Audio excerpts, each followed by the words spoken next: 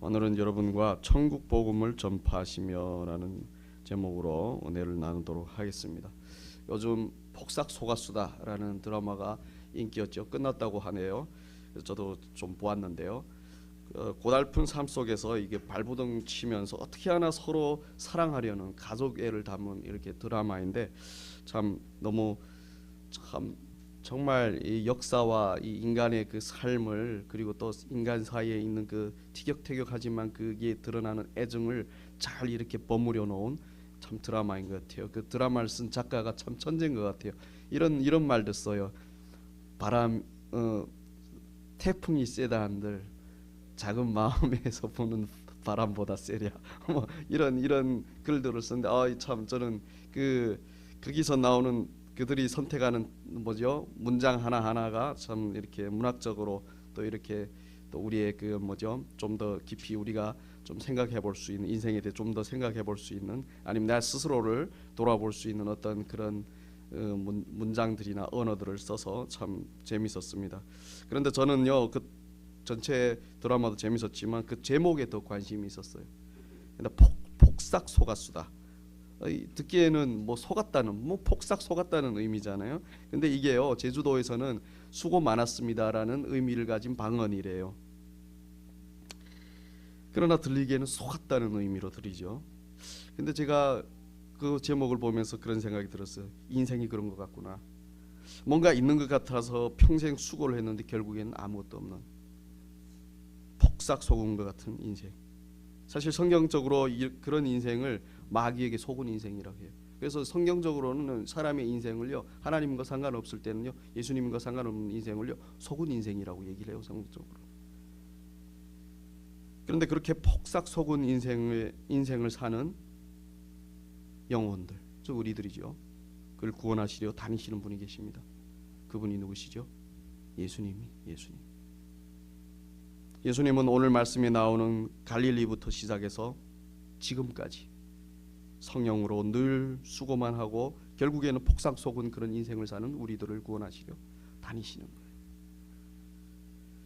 그런데 예수님이 사람들을 구원하시는 방법이 참 특별합니다. 오늘 본문 말씀에서 나오는데 23절을 보시면요 가르치심으로. 근데 그 뒤에 따라 동사들이 나오는데요. 전파하심으로 그리고 고치심으로 이렇게 따라 나와요. 그런데 사실 가르치심과 전파하심은 같은 의미죠. 그렇죠? 가르치니까 이렇게 전파되는 거잖아요. 그리고 고치심도요. 가르침의 연장선이에요. 눈에 보이지 않는 가르치신 내용을 병자의 병 낫는 모습을 통해 이렇게 보여주시는 겁니다. 그래서 예수님의 가르치심과 전파하심과 고치심은 모두 동일한 내용을 가르치는 것이라고 보시면 돼요. 동일한 내용을 가르치는, 그래서 가르침이에요 전체적으로. 그래서 예수님이 우리를 구원하시는 방법은 무엇이다? 가르치심으로 하신다. 가르치다는 의미는 모르는 것을 알려준다라는 의미입니다. 예수님이 가르치신 것은 사람들이 모르는 거예요. 사람들이 모르는 그것을 예수님은 진리라고 하십니다. 이 진리는 사람이 아무리 머리가 좋아도 알 수 없어요. 왜냐하면 이 진리는 천지 만물을 창조하신 하나님께로부터 오는 것이기 때문에 하나님이 알려주시지 않으면 절대로 사람은 알 수가 없습니다. 그래서 하나님이신 예수님이 그 진리를 가르쳐 주셔야 하니까. 그런데 어디서 가르치셨다고 하시죠?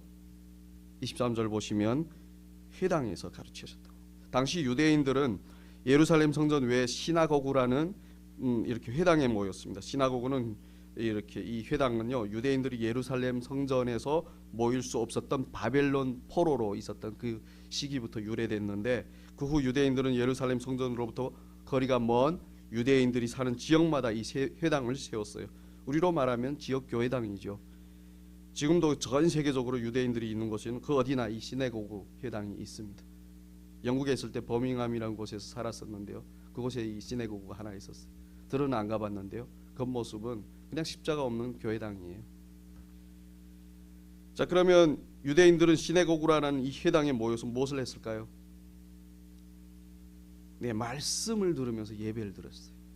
주로 안식일인 토요일마다 모이는데요. 그들도 우리처럼 하나님의 말씀을 들으면서 예배를 드렸다는 거예요. 우리가 똑같아요. 비슷해요. 지금도 그 유대인들이 시내고그에서 예배 드리는 모습을 보면 우리랑 비슷해요. 찬양도 하고요. 그런 유대 회당에 예수님이 들어가셔서 가르치신 거예요. 근데 여러분 여기서 기억하셔야 되는 것이 있는데요. 예수님은요 하나님의 말씀으로 예배 드리는 곳을 찾으세요. 왜냐하면 하나님의 말씀으로 예배 드리는 곳에 누가 있죠? 하나님의 백성이 있기 때문입니다. 그런데 예배 드린다고 해서 다 예수님이 원하시는 하나님이 원하시는 예배를 드리는 건 아니에요. 그래서 예수님이 요한복음 4장 23절과 24절에서 뭐라고 말씀하셨죠? 예배 드리는 자는 뭘로 드려야 된다고요? 영과 진리로. 신령과 진정이라고 했는데 그걸 번역하면 영과 진리. 영과 진리는 성령과 하나님의 말씀 안에 담긴 그 진의를 얘기를 하는 겁니다. 그래서 영과 진리는 예배의 내용이에요. 그러나 당시 유대인들의 예배에는 그 내용인 영과 진리가 없는 거예요. 말씀으로 매주 예배를 드리고 매주 그렇게 예배를 드리는 것이 맞다고 여기고 있었는데 그 안에 내용이 없는 겁니다. 그런 예배를 어떤 예배라고 하죠? 형식적인 예배라고 합니다. 말씀의 문자는 있는데 그 의미가 없는 거예요. 간단히 하면 말씀의 의미를 모르고 예배를 드린다라고 다시 한번 강조하고 싶습니다. 그래서 예수님께서 오시어 가르치시는 거예요. 그 모르는 의미를 가르치시는 거죠. 알았으면 안 가르치시죠. 잘하고 있네 이러면 되겠는데 오셔서 가르치셨다 하면 모른다는 것을 확 모른다였다는 거예요. 그러니까 그 부분을 여러분들이 꼭 인지하시면 좋겠어요. 그래서 우리의 예배는 그것이 있는지, 영과 진리가 있는지, 그 내용이 있는지, 그 의미가 있는지.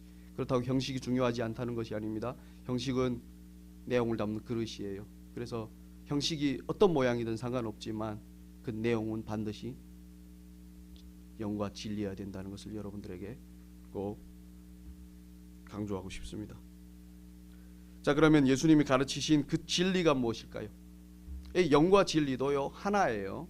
여러분 많은 사람들이 영이 따르고 진리가 따르다 아니요. 영이 있기에 진리가 있고 진리가 있기에 영이 있는 겁니다. 그래서 진리의 성령이라고 하는 거예요. 그래서 저는 간단하게 이걸 진리라고 하겠습니다. 영과 진리로. 그러면 이 진리가 무엇일까요? 예수님이 오셔서 가르친 그 진리가 뭘까요?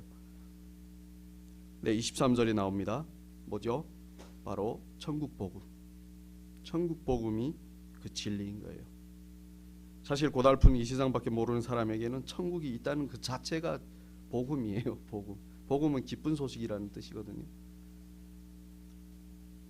그렇잖아요. 요즘 같았으면 요즘같이 더 혼란스러운 천국이 있다는 것만 해도 얼마나 축복인지 모르겠습니다. 기쁘고 감사해요. 자, 그러면 예수님이 가르치신 천국 복음은 과연 자세히 좀 더 들여다봤을 때 어떤 것일까요? 네, 일단 이 세상에는 없겠죠. 천국 복음이라 했으니까 분명히 이 세상에는 없는 거고 천국에만 있는 거겠죠. 그러면 이 세상에는 없고 천국에 있는 것이 무엇일까요? 제가 단도직입적으로 말씀드릴게요. 바로 죄사함입니다. 죄사함. 죄사함 뒤로 따라오는 게 있지만 근데 죄사함으로 시작을 되는 거예요. 근데 그게 없으면 모든 게 없는 거예요. 그래서 죄사함이에요. 이 세상에는 이 죄사함이란 없죠. 사람이 아담 때부터 죄를 지었는데 하나님이 그 죄를 아는 율법을 주신 후부터 사람은 쭉 율법 아래서 이렇게 정죄만 받고 살았습니다. 이를 로마서나 갈라디아서에서 명확하게 말씀해 주십니다. 잘 이해가 안 될 수 있습니다. 여러분의 이해를 돕기 위해서 살인하지 말라고 하신 이거 율법 하나를 놓고 제가 설명을 좀 해드릴게요. 살인하지 말라는 이 말씀을 들으면 어떤 생각이 드나요? 살인은 나쁜 거고 그러니까 하지 말아야지 이렇잖아요. 대부분 보편적인 사람들이 그렇게 생각을 합니다. 그래서 전 세계가 모든 사람이 이거를 공통적인 법으로 가지고 있어요. 그런데요, 하나님이 이 말씀을 주신 이유는요, 사람이 살인을 하기 때문에 주셨어요. 이 말씀이 있기 전에 사람들은 사람을 자기 마음에 안 들면 그냥 죽였어요. 법이 없으니까 그냥 죽이는 거예요. 가인이 동생 아벨을 죽인 사건이 그걸 잘 말해주지 않습니다. 그래서 하나님은 사람이 그런 살인자라는 사실을 알려주시기 위해서 주신 거예요. 이거. 우리는 오랫동안 이 율법을 양심으로 가지고 있어서 잘 이해가 안 될 수 있습니다. 살인을 생각조차도 안 하고 또 아주 나쁘다고 생각하니까. 그러나 우리에게는 조건과 환경이 주어지면 살인할 수 있는 그 본성이 있다는 거예요. 그래서 요한일서 3장에서 미워하는 것도 뭐라고 했죠? 살인하는 거라고. 그 본성에 대해서 그렇게 설명을 해주는 거예요. 그러니까 이 살인하는 본성이 있는데 율법이란 법이 있으니까 못하는 거예요. 왜냐하면 살인하면 내가 죽겠어. 나를 위해 살인을 안 하는 거예요. 자, 보십시오. 이렇게 율법 아래에 있는 우리는요, 미워만 해도 살인자라고 정죄를 받습니다. 여기 미워해보지 않은 사람이 없죠. 어제도 미워. 아침에도 차로 가는데 어떤 한 영혼이 제 차를 제 가는 길에 조금 막고 서가지고 제가 저거 미워해봤습니다. 율법 아래서는 미워할 때마다 살인자가 되는 거예요. 벗어날 수 없습니다. 그리고 더 나아가 율법 아래서는 모든 사람의 양심이 이게 항상 율법으로 돼 있어요. 이게 자기가 율법이에요, 이제는. 그래서 서로를 정죄만 합니다. 정치판부터 시작해서 가정에까지 항상 잘했네 못내를 따지잖아요. 네 잘했네 내 잘못했다는 얘기는 안 하죠. 네 잘못했다고 다 하죠. 제가 가정생활도 그렇고 애들하고 관계도 그렇고 그리고 모든 사회의 뉴스를 보면 그냥 상대방을 정죄하는 것밖에 없어요. 그게 말을 좀 표현을 좀 부드럽게 하든가 아니면 좀 나이스하게 하든가 아니면 좀 어떤 좀 감동적인 얘기를 해서 그렇지, 감동적인 단어나 어떤 문장을 써서 그렇지 결국은 정죄예요. 그리고 더 나아가서 심지어 자기 스스로도 이렇게 정죄합니다. 지난 한 주간 제가 독감이 걸려가지고 지금 집에서 아내가 애들 때문에 격리를 시켰어요. 그러니까 애들을 제가 못 돌보지 않습니까? 그러니까 저는 좋죠. 쉬고 싶은데 근데 이게 가시방석인 거예요. 참 저 혼자 얼마나 이게 미안하고 눈치 보이고 막 그런지 진짜 이게 아픈 게 죄인이더라고요. 스스로 그냥 죄책감에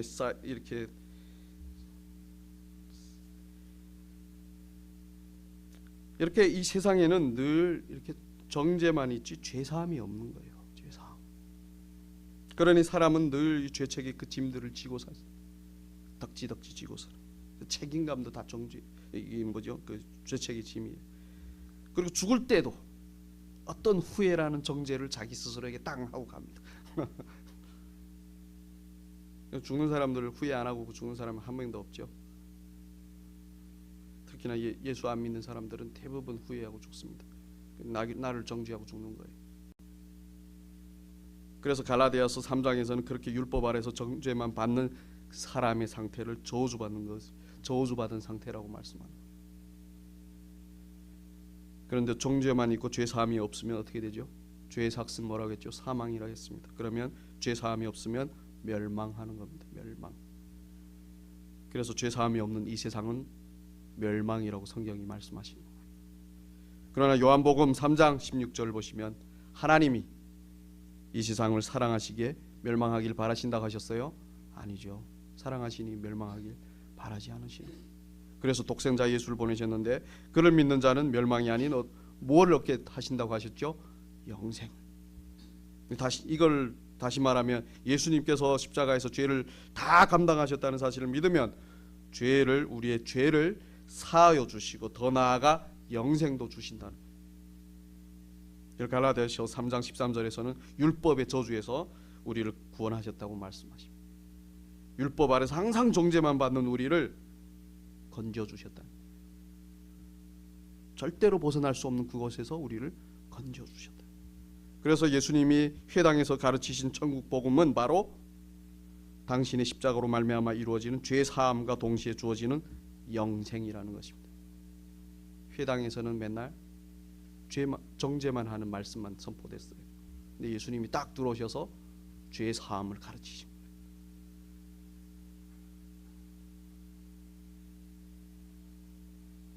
여러분, 죄 사함 없이는 그 누구도 영생의 천국에 들어갈 수 없습니다. 죄 사함, 영생의 천국에, 죄 사함은 그 천국에만 있는 거예요. 그래서 반드시 죄 사함이 있어야 들어가는 겁니다. 그래서 죄 사함이 천국 복음이라고 제가 말씀드린 거예요. 그런데 그 죄 사함의 권세가 그것을 가르치시는 예수님에게만 있습니다. 다른 누구에게는 없어요. 오직 예수님에게만. 그래서 오늘 말씀을 보시면 많은 병자들이 예수님에게 와서 고침을 받았다고 하죠. 그런데 오늘 말씀에는 안 나오지만 다른 누가복음이나 이런 데 보시면 예수님께서 병자들을 고치실 때 자주 이렇게 말씀하시면서 고치십니다. 네 죄가 사함 받았다. 병 나았다라고 하지 않으세요. 네 죄가 사함 받았다. 당연한 거죠. 병은 뭐죠? 죄의 증상이에요. 죄가 병의 근원이란 말입니다. 그래서 죄 사함 받으니 병이 낫는 거예요. 근데 여기서 오해하면 안 됩니다. 나는 예수 믿는데 왜 여전히 아픈가? 왜 죄 사함 받지 못했나라고요. 여러분, 우리의 이 육신은 지금 나아도 결국 나중에는 아프다가 죽어요. 그러나 죄 사함 받은 자는 주님이 부활하신 것처럼 신령한 몸과 마음으로 다시 어떻게 하죠? 부활한다는 거. 그거를 소망하라는 거예요. 그걸 주시겠다는 거예요. 그거를 예수님이 그 병 고치시는 그 사건으로 이렇게 설명 보여주시는 거지. 그 사람들이 병 고침 받았다고 영원히 그 사람들이 죽지 않고 살았나요? 아니죠. 다 나중에 병 걸려 또 죽었을 거예요. 그러니까 한순간, 우리는 한순간 일어나는 일 가지고 그게 전부인 양 하지 마십시오. 그걸 통해서 주님이 우리에게 뭘 말씀하신다는 것을 꼭 기억하시길 바랍니다.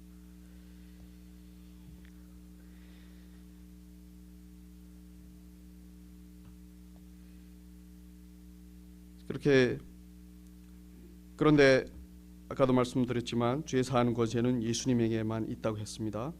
그래서 좀 예수님에게만 그 죄 사함의 권세가 있다고 하니까 좀 이렇게 생각해 보시면 좋을 것 같아요. 예수님 자체가 바로 우리에게 온 천국이시구나. 이 세상에서는 상상도 못했던 죄 사함이잖아요, 그렇죠? 그런데 그 천국에만 있는 그 죄 사함이 예수님이 오시니 있는 거예요. 그래서 그분이 천국인 거예요. 그래서 우리가 이제는 이 세상에서, 그러니까 예전에는 이 세상에 죄 사함이 없었잖아요. 예수님이 없으면 이 세상에 죄 사함이 없는데, 근데 우리가 이 세상에서 죄 사함 받잖아요. 그 천국으로 오신 예수님 때문에. 그래서 예수님이 회개하라 천국이 가까이 왔다를 외치신 겁니다. 예수님 당신이 바로 회개하면, 예수님께서 돌아오면 죄 사함을 주시는 이 세상에 가까이 오신 천국이라는 뜻이에요.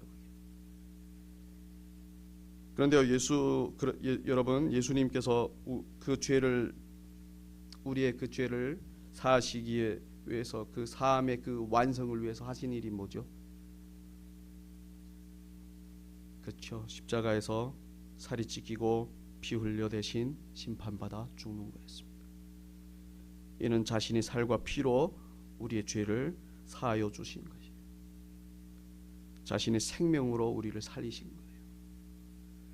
아까 폭삭 속았수다 드라마 거기 주인공의 여자 엄마가 해녀인데 바다 물속에 들어가 전복이나 이런 해삼같이 비싼 해류를 잡아서 팔면서 자녀들을 먹여 살려요.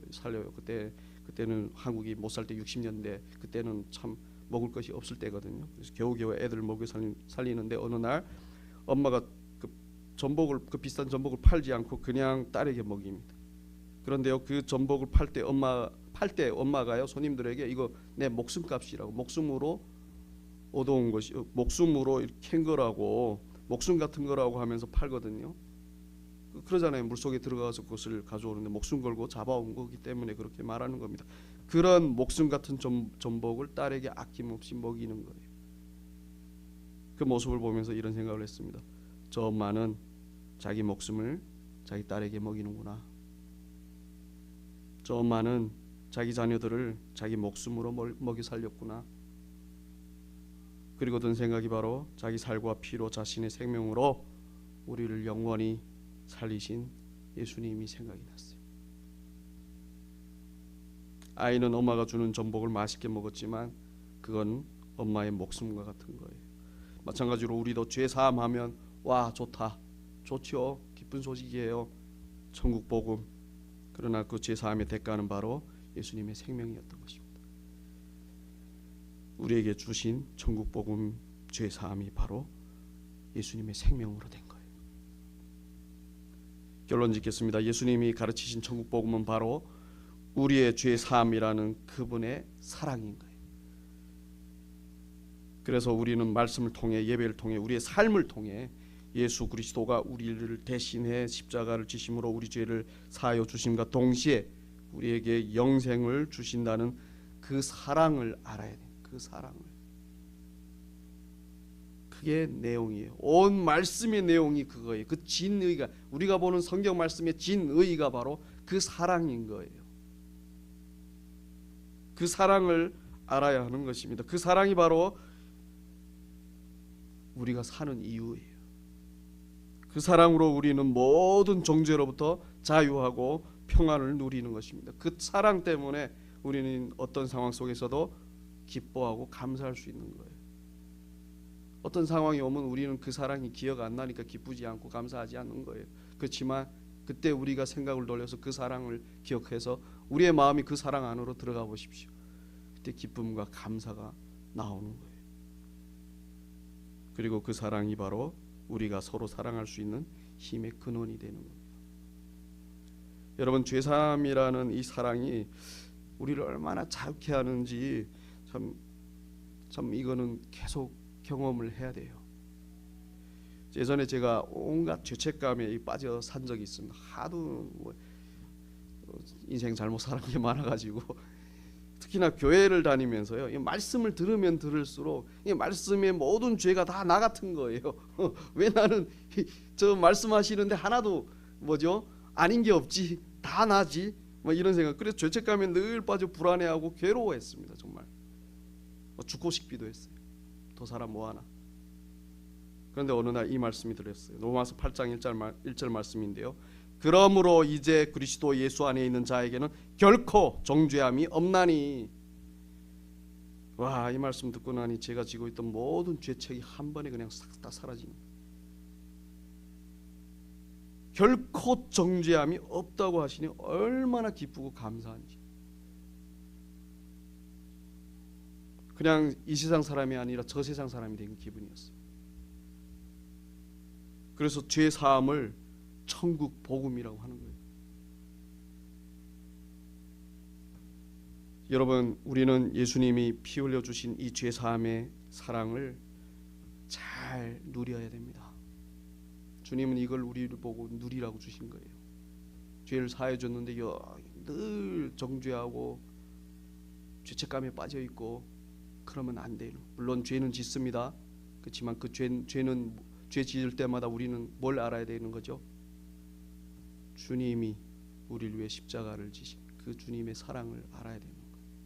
우리가 얼마나 죄인인데 주님이 그 은혜를 베푸셨냐.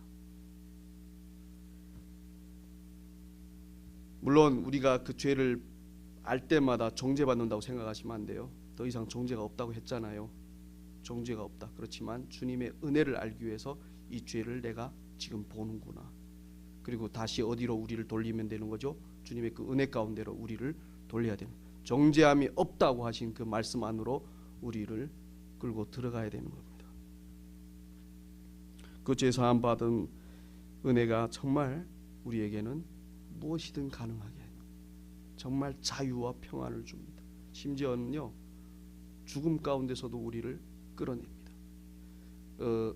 얼마 전에 지난주에 성경 공부하면서 한 자매님이 얘기하는 얘기를 들었는데, 한때 평양에서 이렇게 신앙생활을 하던 우리 그리스도인들이 공산당이 들어오고 나서 그 정권에 의해서 다들 이렇게 좀 골수분자들은 뭐 교도소나 이런 데 보였지만 그 가족들이나 아니면 성도들은 대부분 아오지 탄강이나 이런 데를 보냈대요.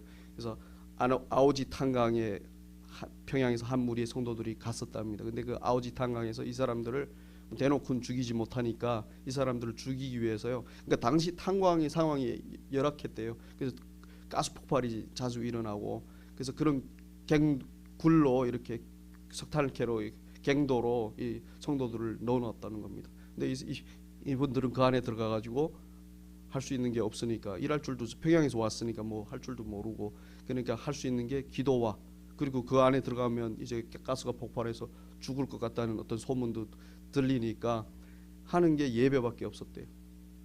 그래서 들어가서 일은 안 하고 예배만 하고 나왔대요. 근데 아오지에 탄광이 많잖아요. 근데 다른 데서는 다 폭파가 나서 죽은 사람들이 나오는데 자기네 갱도만 자기들이 살아나오더라. 그래서 다시 들어가서 예배드리고, 왜냐하면 죽으라고 들어간 그곳에서 사니까 오히려 거기가 더 편하더랍니다. 그래서 다시 들어가려고 하고. 그런 겁니다. 죄 사함 받은 주님의 백성은요, 지옥에 들어가다 놔도 살아서 나오는 거예요. 그게 바로 주님이 십자가에서 우리에게 주신 은혜라는 겁니다.